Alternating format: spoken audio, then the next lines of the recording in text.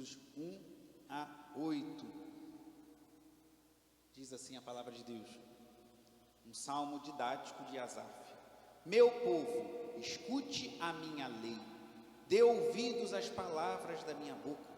Abrirei os meus lábios para proferir parábolas e publicarei enigmas dos tempos antigos. O que ouvimos e aprendemos, o que os nossos pais nos contaram, não o encobriremos a seus filhos. Contaremos à geração vindoura os louvores do Senhor e o seu poder e as maravilhas que fez. Ele estabeleceu um testemunho em Jacó e instituiu uma lei em Israel.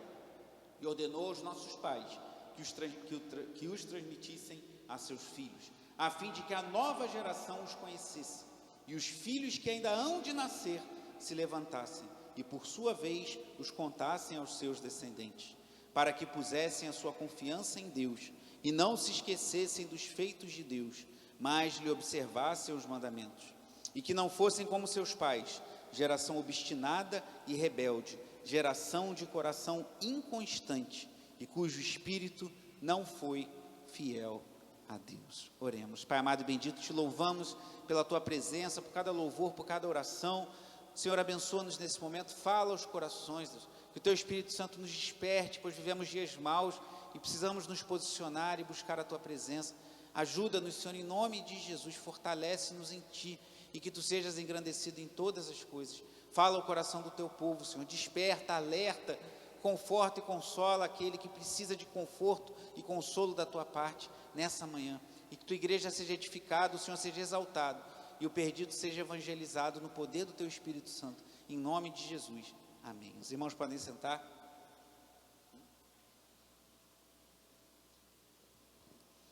Irmãos, estamos numa série sobre o que os teólogos chamam de meios de graça, que são os meios que o próprio Senhor estabeleceu para a edificação da sua igreja. Às vezes a gente pensa, como é que eu posso ser um crente mais firme? Será que eu tenho que fazer isso? Às vezes complica muitas coisas e não se dá conta de que Deus nos chamou a usar recursos que já estão disponíveis a nós para todo o período, toda a época, todas as gerações. E pedir para o Vitor colocar ali. E temos falado sobre 3 aspectos fundamentais. Essa já é a 4ª mensagem, a gente ainda vai ficar um tempo falando de manhã sobre os meios de graça: palavra, oração e os sacramentos, batismo e ceia. Então vamos falar ainda um bom tempo, porque ainda estamos no primeiro, que é a palavra. Semana passada eu falei da importância de meditarmos na palavra de Deus, e essa semana eu fui tão abençoado meditando no Salmo 79, um texto que o salmista, Salmo 79:9, que ele fala: ajuda-me, ó Deus e Salvador nosso, pela glória do teu nome, livra-nos e perdoa-nos os pecados por amor do teu nome. Eu decorei esse versículo de tanto que eu orei essa semana, em momentos pedindo ao Senhor a ajuda do Senhor. Isso porque eu meditei na palavra de Deus e como é bom, e falava sobre isso semana passada.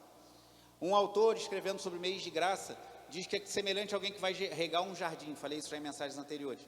A mangueira, ela não traz vida para o jardim, o que traz vida é a água. Ela é o canal que leva a água para regar o jardim. Mas esse canal que Deus concede para Cristo gerar vida em nossos corações são os que os teólogos chamam de meios de graça: palavra, oração e sacramentos. O breve catecismo de Westminster, um documento muito precioso de doutrina, como outros catecismos. Na igreja protestante a gente não fala muito de catecismo como se fosse algo da igreja católica romana, mas não é. Há muitos catecismos protestantes excelentes, e um deles é o catecismo de Westminster. No breve catecismo de Westminster, na pergunta 88, diz assim: os meios exteriores e ordinários pelos quais Cristo nos comunica as bênçãos da redenção são as suas ordenanças, especialmente a palavra, os sacramentos e a oração, os quais todos se tornam eficazes aos eleitos para a salvação. Como falei em mensagens anteriores, por que especialmente a palavra? Porque a palavra deve direcionar as nossas orações. Lá em Provérbios diz que aquele que não observa a lei do Senhor, até as suas orações são abomináveis. E a palavra, pela palavra que nós conhecemos os sacramentos, o batismo e a ceia do Senhor. Essa parte aqui eu citei anteriormente, queria reforçar nessa manhã. Eu estou repetindo algumas coisas, isso não é peso para mim e é segurança para vós, como diz Paulo aos Filipenses. J.C. Ryle, um pregador muito abençoado, disse muitos anos atrás: separe uma parte de cada dia para ler e meditar alguma porção da palavra de Deus. O pão de ontem, pense nisso, o pão de ontem não alimentará o trabalhador de hoje. Não adianta você falar: ontem eu comi uma comida muito abençoada e hoje eu não preciso comer nada. Não, precisamos nos alimentar todos os dias. E assim como a palavra de Deus que nos alimentou ontem, nós precisamos ler e meditar hoje. Tampouco o pão de hoje nutrirá o trabalhador de amanhã. Recolha o seu maná a cada manhã. Escolha a ocasião e a hora adequados. Não cochile ou se apresse enquanto lê. Dê a sua Bíblia o melhor, não o pior do seu tempo. Achei essa frase muito marcante. Dê a sua Bíblia o melhor e não o pior do seu tempo. Obrigado, Vitor. Isso aqui era desafiador nos dias de Israel, que, se não me engano, viveu no século 18 ou 19, não sei ao certo agora. Mas muito mais desafiador, eu creio, que seja para os nossos dias. Obrigado. Que as pessoas são tão distraídas, em que esse aparelhinho aqui, muitas vezes, você entra para mandar uma mensagem, daqui a pouco você está meia hora vendo coisas inúteis. Daí você entra aí para assistir um vídeo de alguma coisa que você precisa para o seu trabalho ou para a sua vida, daqui a pouco você está assistindo um monte de bobagem, e quando você viu, passou meia hora, 40 minutos, uma hora, agora eu vou ler a Bíblia. Aí você está cansado, está desgastado. Se para a geração desse pregador de Israel foi um desafio, as pessoas pararem e darem o seu melhor na leitura e meditação na Bíblia, eu creio que para nós é muito mais.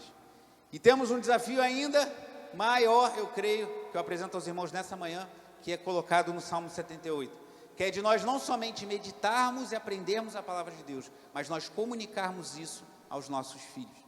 O que o Salmo 78 diz aqui no início, esse belíssimo salmo que eu já preguei aqui na igreja algumas vezes, é do papel dos pais transmitirem a palavra aos seus filhos.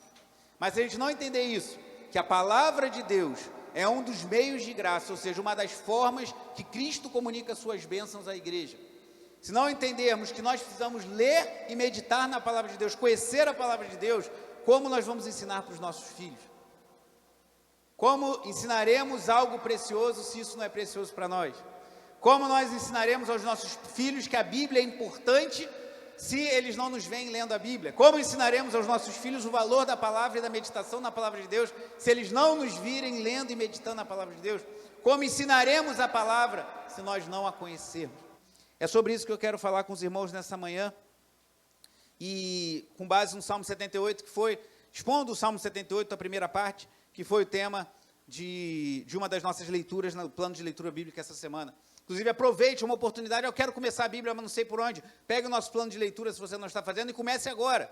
Comece agora no mês de maio ou no mês de junho, da onde está, e aí depois você pode fazer as leituras anteriores. Tem gente que fala assim, não, eu preciso ler a Bíblia, então vou pegar e vou ler o ano inteiro passado e metade desse ano para acompanhar a igreja.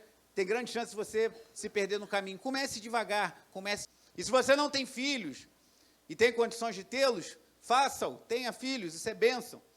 Se você não tem filhos, você não casou, ou já está numa idade mais avançada, ou é viúva, enfim, veja as pessoas a quem você pode abençoar com o que você vai receber essa manhã.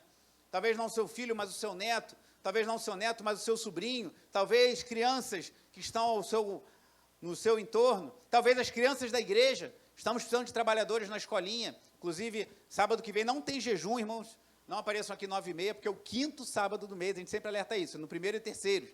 Sábado que vem é o último dia do mês, 5º sábado do mês, não terá jejum. Teremos até uma atividade que eu vou anunciar daqui a pouquinho, à tarde, mas jejum não teremos. Mas no outro sábado, 1º sábado do mês de junho, nós teremos uma reunião com os apoiadores da Escola Dominical Infantil, depois do período de jejum. Quem sabe procura a irmã Crisneri e fala, eu quero ajudar, quero contribuir, dando uma aula, ajudando no material, ajudando no lanche, ajudando no jantar. Estamos precisando de doadores, né, Márcia? A Márcia que organiza o jantar de terça-feira. Doadores, toda terça-feira servimos jantar para as crianças. Quem sabe você fala, olha, eu não levo jeito para ficar com as crianças na salinha, mas eu posso ajudar fazendo uma comida para terça-feira, doando um alimento. Procure a irmã Márcia. E pense nisso, coloque diante do Senhor. Talvez o que eu vou ensinar essa manhã, você já aplique, ou você não esteja numa situação que se aplique aos seus filhos, mas você pode aplicar às crianças da igreja. Eu quero ser um instrumento do Senhor na vida das crianças, mesmo que elas não sejam minhas. E essa palavra, essa manhã, eu creio que pode nos despertar para isso. Tanto pais, quanto avós, quanto aqueles que querem abençoar a vida de crianças, mesmo que não sejam seus filhos ou netos. Eu quero falar sobre 3 aspectos aqui nesses 8 primeiros versículos. Primeiro, uma resolução do salmista. O salmista mostra que ele tomou uma resolução, tomou uma decisão. Ele tomou uma decisão diante de Deus, que ele revela aqui nos versículos 1 a 4. Depois, uma determinação, não do salmista, mas do Senhor, no versículo 5. Então, primeiro uma resolução do salmista, depois uma determinação do próprio Deus e depois um propósito que nós vemos nesse salmo que nós devemos perseguir. Então, primeiro ponto, uma resolução do salmista, versos 1 a 4, diz assim: meu povo, escute a minha... Leia o versículo 1 em voz bem alta, por favor, toda a igreja. Meu povo, escute a minha lei, dê ouvidos às palavras da minha boca. Então, a palavra de Deus está nos ordenando ouvir a palavra de Deus. Deus ordena que os seus ouçam e meditem na sua palavra. Semana passada eu preguei sobre o Salmo 1, que fala que o bem-aventurado, ele não segue o conselho dos ímpios, nem anda nos seus caminhos, nem senta na roda dos zombadores, e é uma progressão clara aqui, você primeiro começa ouvindo, depois andando, depois sentando com os pecadores, e ele fala, o bem-aventurado ele não faz isso, antes o seu prazer está na lei do Senhor, e nela medita dia e noite. Você tem prazer na lei do Senhor? Você tem tido prazer em ler a Bíblia? Tem horas que é difícil, irmãos, tem horas que você está cansado, tem horas que você está com a cabeça um pouco ocupada, e nós sofremos, eu vou falar um pouquinho sobre isso daqui a pouco, que nós somos de uma cultura que pouco lê, pouco medita, é pouco treinado para refletir. Então, nós sofremos com isso ainda, mas precisamos aprender e pedir a Deus que nos dê prazer na palavra. Quando nós gostamos de alguma coisa, tudo é mais fácil. Quando nós gostamos, a Tati sempre fala para mim, que a gente tem muitas afinidades e muitas diferenças também em algumas coisas, e uma delas é na comida. Eu gosto de comer o peito do frango, ela gosta de comer a sobrecoxa. Eu até aprendi a gostar da sobrecoxa por causa dela. Eu gosto do caroço do feijão, ela gosta do caldo do feijão. Eu gosto do feijão em cima, ela gosta do feijão embaixo do arroz. E assim vamos caminhando. Mas uma coisa, às vezes a gente chega em casa, ela, eu estou morrendo de fome. Eu falo, eu também estou morrendo de fome. Aí ela prepara o prato e eu vou para a cozinha preparar a salada. Aí vou, lavo as alfaces, corto o tomate, boto a cebola roxa de molho, que eu aprendi com o Bruno, não é assim, Bruno? Para não ficar aquele gosto muito forte. Aí se tiver uma frutinha diferente lá, uma tâmarazinha, um negócio assim, peguei na promoção, corto, boto na salada. Aí ela sempre fala a mesma coisa, não é possível, você não está com fome. Você diz que está com fome e chega a ficar 20 minutos preparando salada. Eu falei, não, mas eu gosto de comer bem, né? Já que eu estou na minha casa, e graças a Deus tem uma alface, tem um manjericãozinho, tem alguma coisa, eu vou comer da melhor forma possível. Então, cada um tem seu... E ela desesperada come logo, e depois, quando eu vou comer a minha salada, ela já está repetindo o prato. Cada um tem a sua forma. Mas, quando você gosta, eu gosto de comer com uma salada, misturar umas folhas, fazer aquela coisa ali de botar, se tiver uma coisinha diferente, misturar ali no meio da salada. A minha sogra já até sabe, minha mãe também, né, que eu faço as minhas saladas, aí faço um molhinho para a salada, e tiver um mel, uma mostarda lá, misturo no iogurte, fica uma delícia. Tudo baratinho se você fizer em casa. Se for comer na rua, é complicado. Ou um molhozinho que a Silvia me ensinou, maravilhoso lá, que tem, ela bota alho, bota um monte de coisa e fica maravilhoso na salada. Eu gosto tanto de salada que mesmo morrendo de fome, eu fico 20 minutos preparando a salada. Quando você gosta de alguma coisa, tudo fica mais fácil, irmãos. Então, se você amar a palavra de Deus, se Deus te der prazer, e você fizer o que está no primeiro versículo, escutar a lei e dar ouvido, tudo vai se tornar mais fácil. Para você meditar, para você orar, para você buscar, isso vai gerar vida. Eu confesso que assim, a gente às vezes vê uns sinais que a gente está ficando velho, né?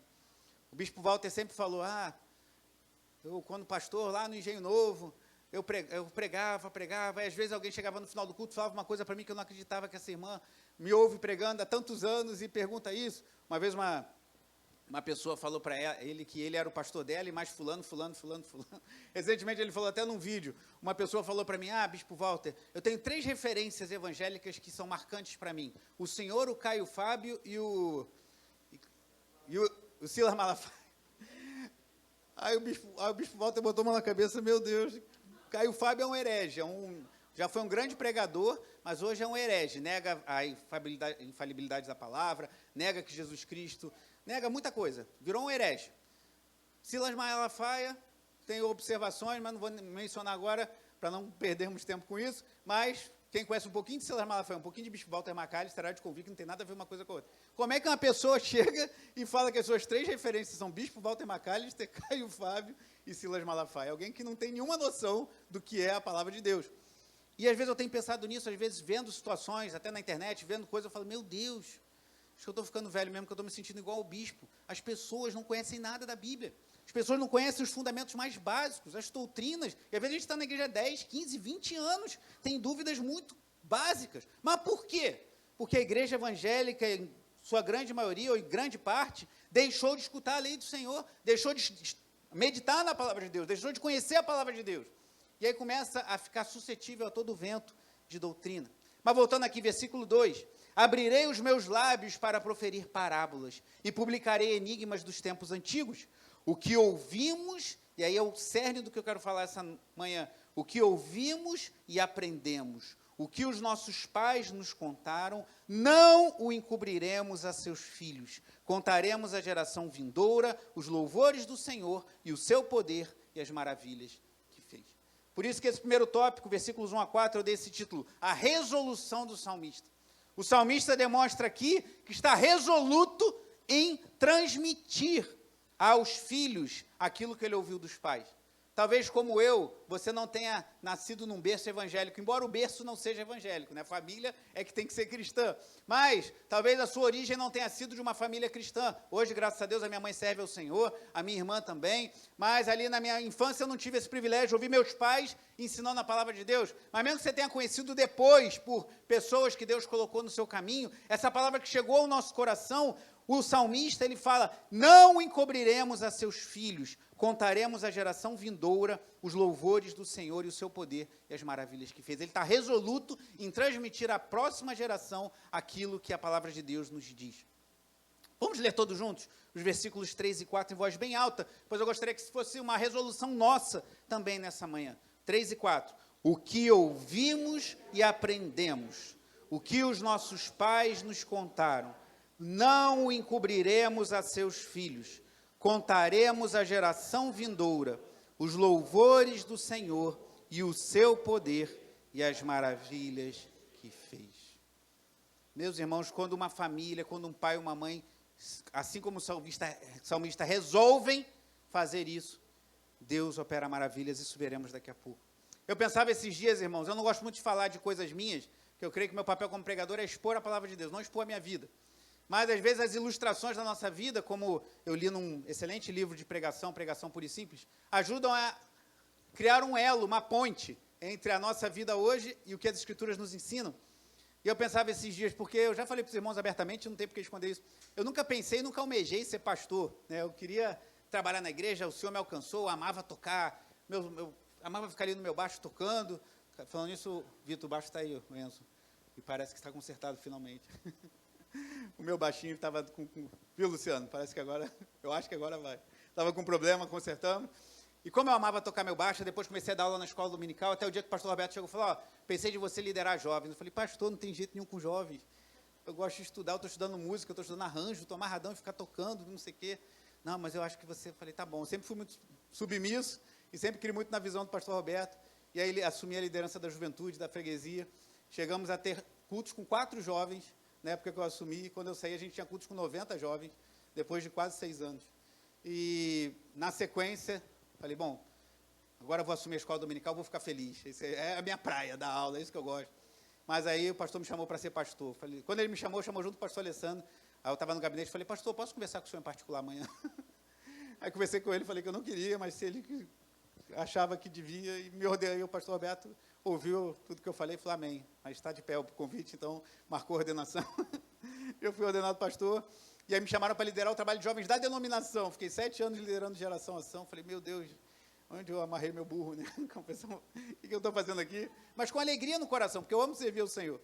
E aí, servindo na freguesia como pastor auxiliar, eu falei, poxa, que bom que eu sou pastor auxiliar, que pastor regente é muita dor de cabeça, muito problema na igreja, não sei o quê. Aí o pastor me envia para o Anil. Eu falei, essa igreja vai ser uma bênção. Eu falei isso desde o início e tem sido na minha vida. Mas eu nunca me vi liderando uma congregação e cá estou eu. Eu falei, meu Deus, agora eu sou o pastor regente da congregação, mas ainda bem que eu não lido com as finanças da igreja, porque isso eu nunca vou querer para a minha vida. Aí o que aconteceu ano passado? O pastor Roberto me chama, a partir de agora o Anil vai ser emancipado, você vai administrar as finanças da igreja. Eu falei, meu Deus, melhor não pensar mais nada, que tudo que eu penso vai. Tudo que eu não quero. Mas por quê? Se eu creio que se Deus chamou, porque essa parte de finanças eu acho bem chato. Isso eu acho até hoje, isso eu não mudei, não. Está à frente da igreja, está pregando, está conduzindo.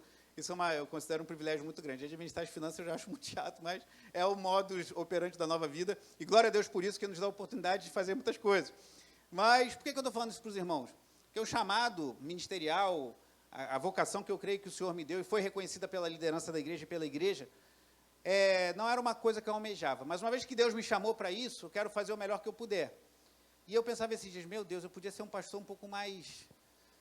tem pastor que fica só falando bobagem, falando coisa para o pessoal ficar feliz, isso aumenta as finanças da igreja, isso deixa o povo mais animado. Mas eu não consigo, irmãos, eu não consigo fugir o que eu creio que é de ensinar o povo a palavra de Deus. Eu não vou fugir disso, não vou desviar 1 centímetro desse alvo. Porque eu creio, já que eu abri mão de tantas coisas para estar na posição que eu estou hoje, eu não vou abrir mão do que eu acho mais importante, que para mim o papel do pastor é ensinar a palavra de Deus. É ensinar aquilo que a palavra diz, irmãos. Só que é difícil, irmãos. Você tem que crer que isso vai dar fruto, porque hoje em dia o povo, a maioria, graças a Deus pela sua vida, muitos aqui têm estado na igreja com frequência, têm estado na escola dominical, têm lido a palavra de Deus, sei de irmãos que estão fazendo plano de leitura bíblica, isso é muito bom, mas a maioria do povo hoje só quer ouvir mensagem para massagear o ego. Se você abre uma igreja que fica só massageando o ego, falando coisas que as pessoas querem ouvir, as igrejas enchem, mas eu não vou fazer isso, porque eu não creio que Deus me chamou para isso. Então, o que eu estou te pedindo para fazer no que tange aos seus filhos, eu faço com os meus filhos e procuro fazer com a igreja. Porque eu não vou abrir mão de tocar naquilo que é mais importante, que é aprendermos a palavra de Deus e vivermos uma vida sincera diante do Senhor, irmãos. Eu não vou abrir mão disso. Vai me custar, talvez, ter uma caminhada muito diferente do que eu pensava para a minha vida, vai me custar ter ocupações que eu não gostaria de ter, mas não interessa. O que interessa é que, se Deus me deu a oportunidade de ter um púlpito diante de mim para pregar a palavra de Deus, eu vou pregar a palavra de Deus, não a minha palavra, nem pensamentos dos homens. Então, o que eu estou te pedindo para fazer é o que eu faço, em nível pessoal e em nível ministerial. Crer que a palavra de Deus tem poder, crer que a palavra de Deus é o alimento que as pessoas precisam, e não essas bobagens terapêuticas, psicológicas, de marketing, de psicologia, de administração de empresa, que tantos bebem e continuam sedentos, pois não sacia a sede da alma. Voltando aqui, então, primeiro ponto, a resolução do salmista em pregar à próxima geração a lei do Senhor. Segundo ponto, é apenas um versículo, é a determinação do Senhor, versículo 5.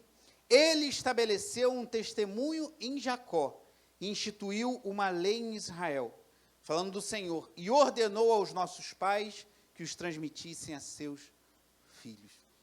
Inclusive, eu quero aproveitar e convocar os homens para estarem aqui na quinta-feira, às 19 horas. Teremos mais uma reunião de homens, e estamos estudando o livro Família Guiada pela Fé.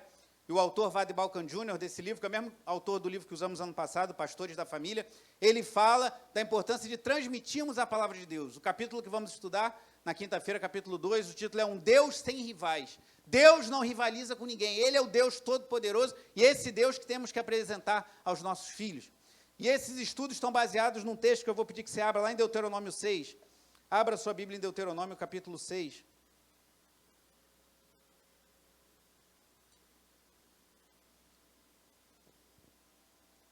Deuteronômio 6, versículo 6 em diante. Vamos ler do 4 ao 9. Esse é o texto que baseia todo o livro que vamos estudar com os homens. Eu estimulo as irmãs também a, se quiserem adquirir o livro, ou se o seu marido tiver, você ler também, ver o vídeo que eu tenho colocado, colocarei, se Deus permitir, amanhã, com um resumo do capítulo.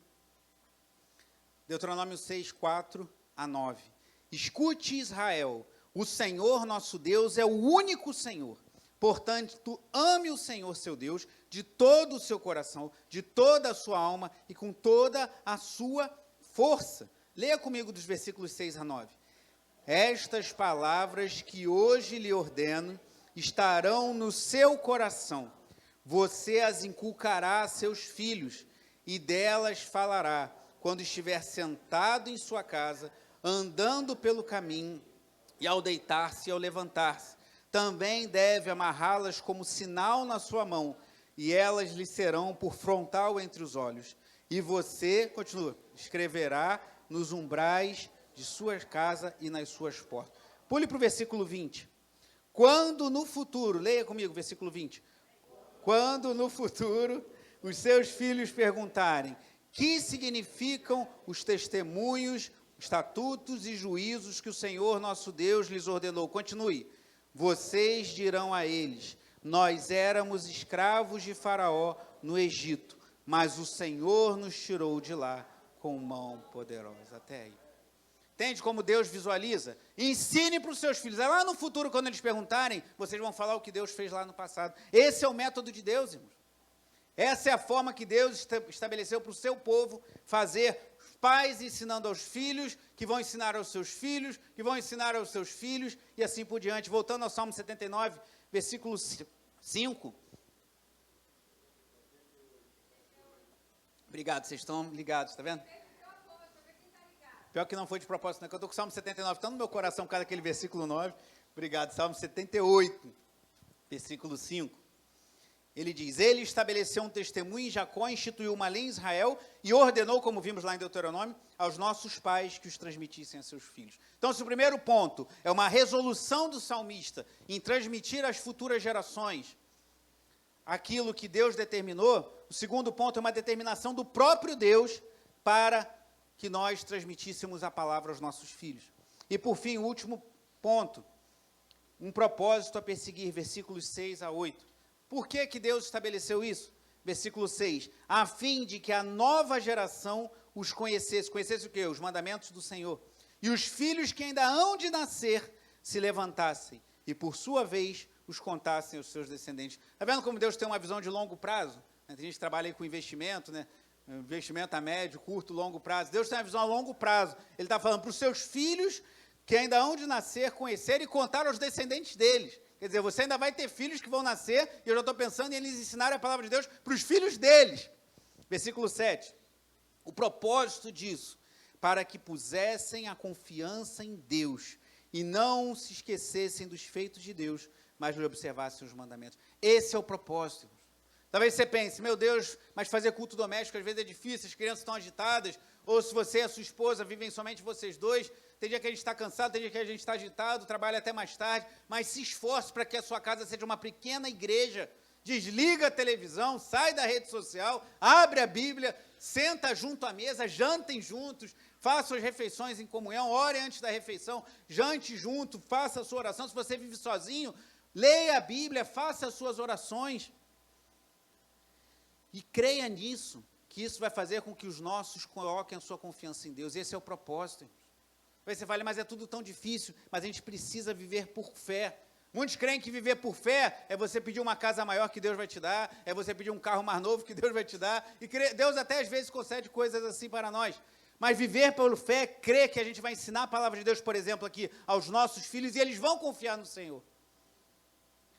E esse é o efeito positivo, e há um efeito negativo aqui no versículo 8. E que não fossem como seus pais, geração obstinada e rebelde, geração de coração inconstante e cujo espírito não foi fiel a Deus. Então, qual é o propósito? Nossos filhos confiarem em Deus.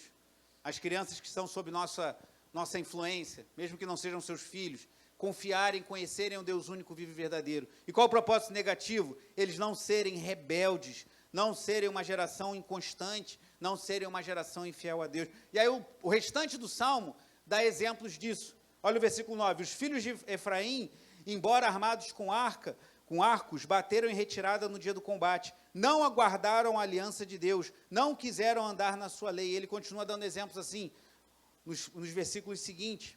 Versículo 16, da pedra fez brotar torrentes, fez manar água como rios, mas ainda assim continuaram a pecar contra ele e se rebelaram no deserto contra o Altíssimo. E ele vai falando exemplo após exemplo da rebeldia do povo de Deus. Qual é o seu sonho para os seus filhos, para os seus netos?